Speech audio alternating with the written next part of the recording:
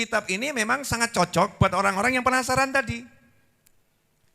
Yang memang butuh sesuatu yang klik sama beliau, ini kitab ini cocok.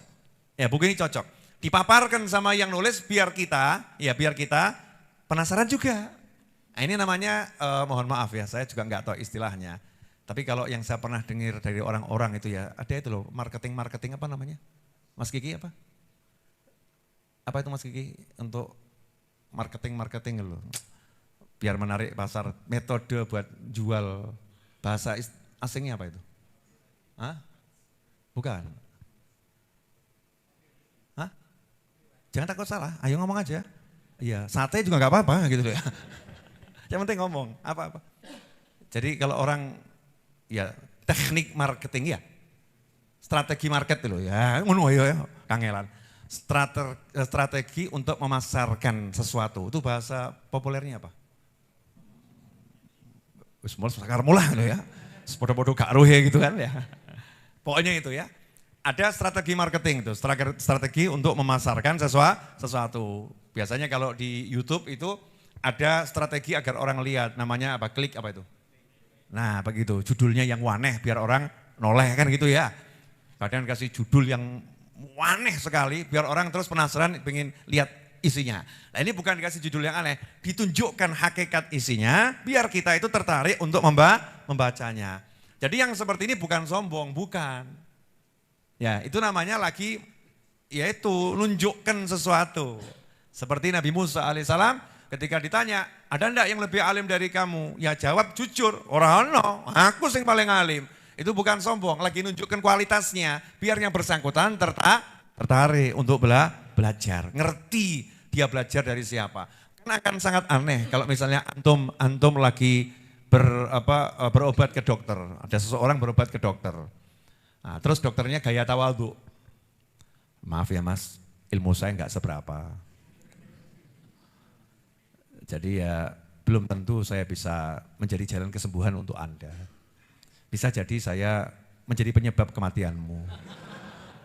Saya mau nanya, ini tawadhu kan dokternya, yang merendahkan diri. Kamu akan ngomong, Pak dokter bisa aja ngono. Orang mbok tinggal. Ditinggal. Jadi menunjukkan kualitas itu boleh, bukan kesombongan. Maka penulis buku ini ngomong, ini buku ini layak buat orang-orang yang memang semangatnya tinggi. Ini layak buat orang-orang yang punya hati memang lebih dibandingkan orang lain. Ini memang kitab ini pembahasan nggak dibahas sama orang. Itu bukan sombong, nah lagi pamer produk biar orang itu yang beli puas. Nah itu boleh. Maka kamu kalau mau ngajak orang ke sini, ya kamu pamerkan nih di Raudhah ada apa, di Majelis Raudhah ini produknya apa. Misal, sing ngajar ganteng. Betul enggak ya? Karena sing ngajar ayu kan medeni itu ya. Kan boleh. Ada lagi yang pamerkan Majelis Raudhah ini dengan satu kalimat. Kayak Gus Ikdam tuh ya. Raudhah itu loh, kopinya loh. Kopinya itu jadi strategi marketingnya itu ya. Biar orang datang karena kopinya. Kok sudah datang ke sini sama Ustadz Iis nggak disuguhi kopi. Akhirnya protes dia, katanya Raudhah kopi. Ternyata di sini saya nggak dapat kopi. Misal begitu. Jadi sesuatu yang bisa dijual, dalam tanda kutip bukan dijual beneran ya, bisa dijual agar orang tertarik. Itu diungkapkan dalam menulis, dalam berceramah, itu boleh-boleh saja. Oh kalian nggak akan pernah dengar ini dari orang lain.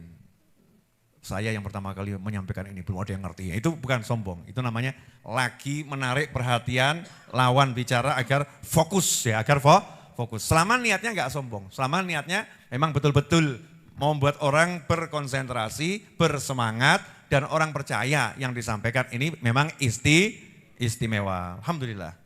Tak kerasa ini waktunya udah 10.18. Berarti udah 40 menit saya bicara. Mas Rio betul enggak Mas Rio saya bicara udah 40 menit? Betul, kamu cek dulu jangan mandok-mandok toh. Ternyata 50 menit. Monggo diunjuk silakan.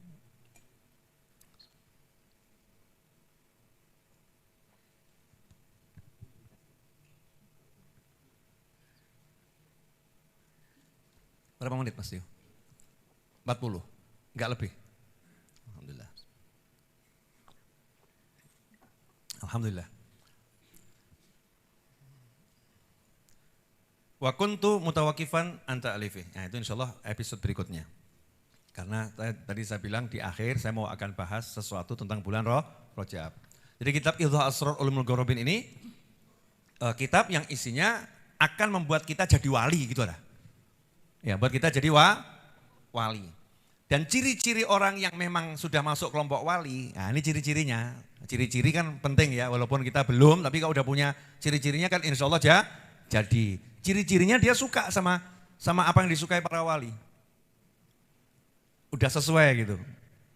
Karena man tasyabbaha biqaumin fahuwa minhum. Siapa yang menyerupai satu kaum, maka dia masuk dalam kelompoknya. Kok antum dengar ilmu begini bisa senang? Itu termasuk longko. Asli longko. Aneh. Orang lain mungkin yang enggak suka atau belum bisa suka, diajak dengar, istimewanya apa? Enak-enak di keri kupengku. Enggak bisa. Tapi kok antum bisa senang, bisa enak, bisa nyaman, sementara dibahas ilmunya para wali, pertanda kalau memang Anda sudah berada di situ. Ya, sudah ada di situ. Tadi itu, sudah satu frekuensi.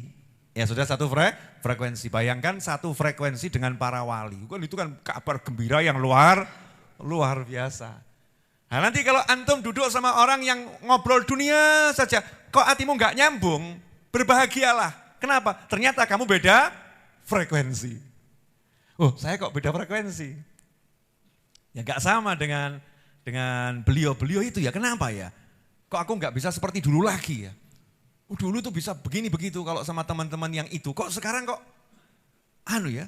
Tak paksa-paksa kok gak nyambung. Kenapa? Ya karena frekuensinya udah beda, naik level. Ya the next level nih, levelnya udah berbeda. Jelas semuanya? Apa? Wow, sudah mulai bahas yuk, abad aku wali. Wow. Mulai. Allahumma amin ya insyaallah. Ya. Alhamdulillah, sekarang kita masuk pada pembahasan yang lain. Kita tutup dulu Idhah Asrar Ulumil Muqarrabin. Sedikit-sedikit insya Allah barokah. Jadi kesimpulannya sebelum saya lanjutkan bahasan berikutnya, bahwasannya jalan ke akhirat itu panjang. Perjalanannya panjang dan jalannya itu berliku-liku. Maka kita butuh yang bimbing dan kita butuh tahu ilmunya. Biar kita sampai pada tujuan dengan cepat dan selamat. Jangan sampai tujuannya kelamaan, sampai tujuannya cepat dan kita selamat. Nah sekarang kita bahas masalah bulan Rajab, dikit aja, gak banyak. Bulan Rajab ini bulan yang super istimewa. Ya bulan yang super istimewa. Kenapa dikatakan bulan yang super istimewa? Gini, yang sudah menikah, begitu ingat tanggal dan bulan pernikahan, itu ada yang temennya ngomong happy anniversary. Betul ya? Saking istimewanya bulan itu dan tanggal itu, kalau kamu sebagai suami lupa, bisa menjadi malapetaka. Betul ya? Istrinya kok ngomong gini, Mas, iya. Gak inget toh? Gak inget apa? Oh pancen lali awakmu. Mulai magrek nih. Enggak, aku gak lupa kok. Sama ngiling-ngiling, apa ya? Gak ketemu ya. Apa ya? Gak lupa apa? Ayo ingat apa? Janji makan malam. Ngawur. Memang kamu sudah tidak perhatian sama aku. Wah. Mulai langsung lambung kambuh. Ada itu calon manten. Di WA saja sama calon istrinya langsung sakit lambung 10 hari. Wah, ada yang begitu ya. Sakit lambung 10 hari itu. Kalau pas beritanya kurang cocok sama hati kan bisa seperti itu. Nah ini happy anniversary jadi penting. Karena itu saat pertemuan kita Mas. Dua insan yang berbeda memadu rasa dalam satu jiwa penuh cinta. Oh jempol catat awas ya. Hak paten itu. Hak paten. Masya Allah. Nah bayangkan bulan dan hari pertemuan manusia dengan pencipta yang tidak pernah terjadi sebelumnya. Dan tidak akan terjadi setelahnya seperti yang itu. Pertemuan Nabi kita Muhammad SAW dengan Allah Subhanahu wa ta'ala. Nah kok kita biasa-biasa saja. biasa-biasa saja. Kira-kira aneh atau enggak aneh itu? Kok kita enggak tertarik? Kok kita enggak penasaran sama waktunya? Para peneliti tentang jagat raya itu sangat paham bahwasanya perjalanan waktu itu perlu dicatat dan setiap waktu punya keistimewaan sendiri. Makanya mereka punya keyakinan yang namanya lubang hitam atau black hole. Itu diyakini bisa menjadi gerbang menuju perjalanan yang jauh tapi singkat waktu. Dan itu hanya terjadi sekian misalnya juta tahun atau sekian ratus tahun sekali dan saatnya saat ini. Maka saat itu nanti.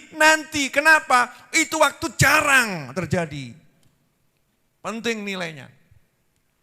Diperhatikan betul. Ya diperhatikan betul. Timingnya diperhatikan. Makanya di Islam kita diajari untuk mengenang waktu. Ya, ada waktu malam, sahur, buat doa di situ mustajab. Ada malam Jumat, hari Jumat buat sholawat. Makanya sering dibuat peringatan, Maulid Nabi, Isra Mi'raj dan lain sebagainya. Maka ketika orang tidak menghargai orang yang memperingati Isra dan Mi'raj dengan alasan semua waktu itu sama, maka itu anehnya luar biasa. Buat kita enggak sama. Waktu yang satu yang dengan waktu yang lain. Ada waktu-waktu yang istimewa, ada waktu-waktu yang super istimewa. Di bulan Rajab ini dipertemukannya Nabi Muhammad SAW dengan Allah Subhanahu wa Ta'ala dengan pertemuan yang hanya bisa dipahami oleh Nabi Muhammad SAW. Kita enggak usah mereka-reka, pokoknya cukup amanna wa shaddaqna. Kami percaya, iman dan kami membenarkannya. Selesai. Cukup gitu aja, ora usah ruwet, ora usah mumet. Nah, dikasih informasi sama Nabi Muhammad SAW, bulan Rajab ini bulan istighfar, nih salah satunya. Wah, ada yang protes, bukannya istighfar itu tiap hari. Kenapa mau istighfar nunggu Rajab? Sing ngomong istighfar nunggu Rajab ki sapa dul? Gak ada kalimat istighfar nunggu Rajab. Cuman dikasih tahu kalau Rajab ini bulan istighfar. Artinya di bulan Rajab istighfar ini punya kekhususan dibandingkan bulan-bulan yang lain. Sama seperti dalam hitungan perjalanan 24 jam, maka istighfar di waktu sahur itu punya keistimewaan yang tidak dimiliki dengan istighfar di waktu zuhur. Makanya dikatakan wabil asharihum yastaghfirun, di waktu sahur mereka istighfar, bukan di waktu zuhur, bukan di waktu asar, bukan di waktu maghrib. Meskipun kapanpun kita dianjurkan istighfar, tapi sahur ini punya waktu yang istimewa untuk istighfar. Nah kalau Rajab gak nunggu sahur. Kalau Rajab ini 24 jam jadi sahur. Wabil ashar itu berlaku 24 jam di bulan Rajab. Kapanpun waktu istighfar di bulan Rajab nilainya sangat istimewa. Mungkin ada yang ngomong, saya belum bisa merasakan istimewanya istighfar. Ya ini perlu dikasih pelajaran. Nanya, sederhana saja. Hubungan suami istri. Hubungan suami istri. Istri marah. Istri marah karena suaminya melakukan kesalahan. Marahnya istrinya luar biasa. Marahnya luar biasa. Sampai menuntut hal-hal yang membuat Allah murka. Ya, mungkin minta cerai cuman karena alasan cemburu. Cuman cemburu tok minta cerai. Ngeri atau enggak ngeri itu? Ngeri kan, enggak boleh begitu ya, enggak boleh begitu. Tapi udah terlanjur marahnya luar biasa. Pertanyaan saya, suaminya tenang enggak itu? Ya suaminya model seperti jenengan, seperti saya, seperti kita. Ini kalau istri begitu kira-kira tenang atau jujur toh? Jujur dul, ayo. Gimana? Ini saya pakai bahasa dul-dul ini karena kumpul sama Ustaz Iis sama Kafa nih loh ya. Sama Boim ini, sama teman-teman. Kumpulan saya kan anak-anak muda begini. Jadi ya bahasanya begini nih. Mungkin ada nanya, Habib Novel pakai bahasa dal-dul nih. Kumpul sama siapa ya? Kumpul sama teman-teman saya. Clear? Kira-kira tenang atau galau? Tenang atau galau? Bu, kira-kira suaminya tenang atau galau bu? Bu, kalau ibu begitu kan kira-kira suaminya tenang atau galau? Loh tuh loh, orang pelakunya aja bisa yakin antum galau kok. Kalau katanya ibu-ibu ya, kalau. Maka apa yang akan membuat suami tadi tenang? Hanya satu kata, kumaafkan kamu, selesai. Betul? Begitu istrinya ngomong, Mas, kumaafkan kamu, selesai atau enggak selesai? Selesai. Alhamdulillah, waras. Betul kan ya? Alhamdulillah, beres. Masalah selesai, karena sudah dimaafkan sama dia. Nah itu suami istri, jadi begitu dapat kata maaf, maka selesai. Maka selesai. Nah kita dengan Allah Subhanahu wa ta'ala, itu kalau Allah marah, apa yang kita dapat? Ya seksa. Di dunia terseksa, di akhirat terseksa. Na'udzubillah min dzalik. Maka kita manusia sangat membutuhkan yang namanya jawaban dari Allah, aku sudah memaafkanmu. Betul? Begitu Allah katakan, aku maafkan kamu, maka selesai. Karena itu minta maaf, itu ibadah yang sangat penting. Maka kalau dikasih tahu 24 jam Rajab itu Allah istimewakan. Seperti setiap sahur, seharusnya kita, yes, alhamdulillah, ya Allah, please forgive me. Maafkan aku ya Allah, maafkan aku ya Allah, maafkan aku ya Allah, maafkan aku. Orang nanya, kamu kok senang minta maaf? Orang perkara senang tok iki. Nah, kalau enggak dimaafkan sama Allah kan ya buyar kabeh. Jadi ya saya fokus minta maaf. Kalau saya bilang minta ampun kan enggak patek klik ya. Makanya saya bilang minta maaf. Ya Allah maafkan saya, ya Allah maafkan saya, ya Allah maaf. Begitu dapat maaf, selesai. Berarti minta maaf ini penting atau enggak penting? Penting atau enggak penting? Sangat penting dan baiknya Allah yang nyuruh itu Allah. Gini loh, awakmu kadang gak dong-dong kok ya. Kadang gak dong-dong. Istri marah, terus istri yang ngomong begini, kamu cukup bilang, Dik maafkan aku, selesai mas masalah mas. Ngomong, aku minta maaf, gitu ngomong aja mas, selesai mas. Saya mau nanya, istrinya baik banget atau enggak baik banget nih? Baik banget. Suaminya cuma bengong tok. Ngono. Masa selesai? Yakin ngono selesai?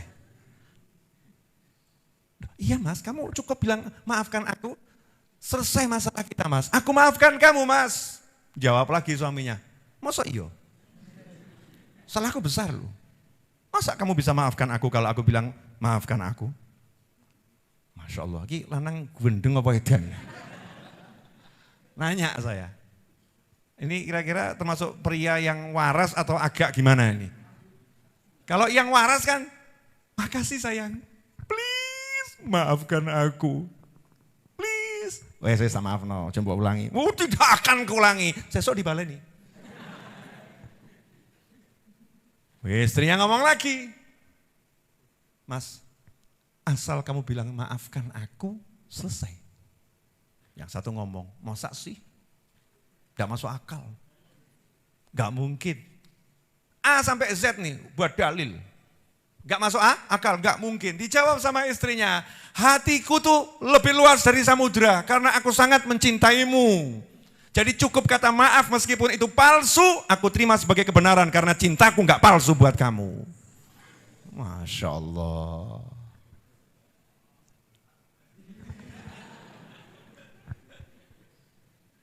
Masya Allah, kalau kamu punya istri seperti itu, sungguh beruntung dirimu. InsyaAllah. Nah itu Allah lebih dari itu. Sepalsu apapun kamu mengucapkan Allahumma gfirli, Rabbi gfirli. Ya Allah ampuni aku.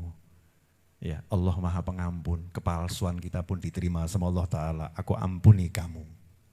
Karena begitu kita minta ampun dan Allah ucapkan aku ampuni kamu, maka iblis tersungkur dan iblis delosor nangis. Maka Allah lebih suka iblis yang nangis daripada kamu yang nangis.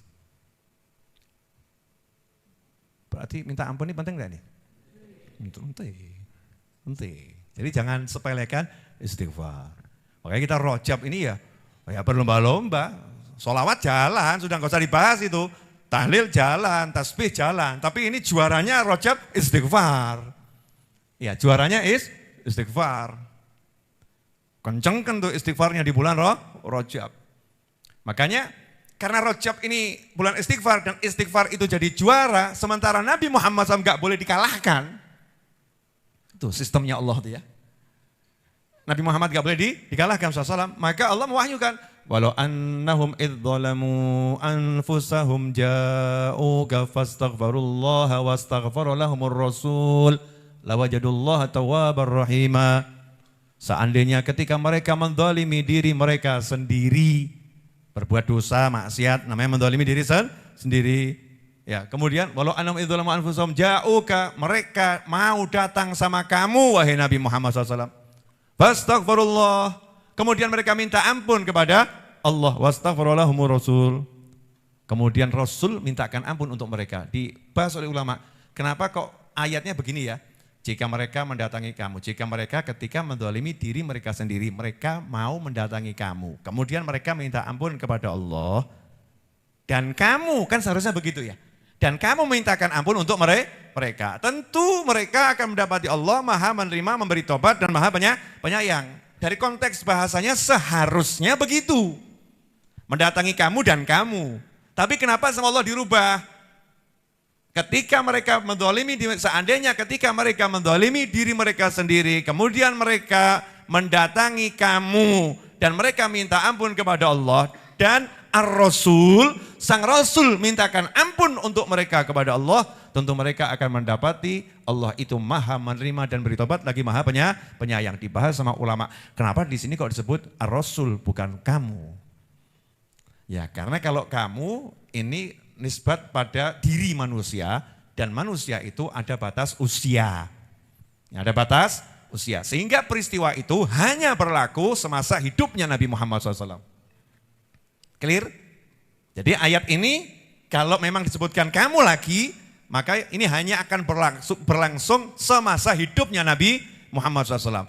Tapi karena Allah mau ini berlangsung selama-lamanya, maka tidak disebutkan sosok kamu, tapi yang disebutkan adalah Ar-Rasul, gelar yang selalu melekat pada Nabi Muhammad SAW, baik sebelum lahir, setelah lahir, saat hidup maupun setelah wafat. Artinya siapapun yang berbuat zalim, berbuat dosa, mau mendatangi Nabi Muhammad SAW, baik di zaman Nabi maupun sampai kapanpun juga, kemudian dia minta ampun sama Allah Ta'ala, maka Rasul akan berjuang memintakan ampun baginya. Artinya apa? Kalau kita istighfar diawali sholawat dulu, datang ke Nabi dalam benak kita, Allahumma sholli ala sayyidina Muhammad. Ya Rasulullah, mintakan ampun sama Allah. Terus kita istighfar, astagfirullah, astagfirullah, astagfirullah. Rasulullah akan berjuang mintakan ampun buat kita. Nah kalau yang maju kanjeng Nabi kira-kira beres atau enggak beres? Beres. Nah itu loh bedanya orang yang mau cari ilmu sama orang yang enggak cari ilmu. Ya istighfar sendiri oke, tapi kalau diistighfarkan Nabi, yo langsung beres. Makanya jangan pernah tinggalkan sholawat kendati kita rajin istighfar. Dan itu yang ngajarin siapa? Allah Subhanahu wa Ta'ala. Dan itu ada dalam Al-Quran. Ya, ada dalam Al-Quran. Tapi ini rahasia daripada rahasia-rahasia Al-Quran. Kalau nggak dipelajari ya nggak akan paham. Jelas? Ya ini dipanjangkan terus. Sampai nanti subuh. Seneng saya ngomong dan antum seneng denger. Ya antum seneng dengar. Masalahnya besok setelah subuh gitu. Banyak yang nggak seneng. Ya banyak yang enggak seneng, ada kerjaan keteter, ada yang tidurnya molor, nanti istrinya protes dan lain sebagainya. Biar tetap saya kangen sama majelis, antum juga kangen sama majelis.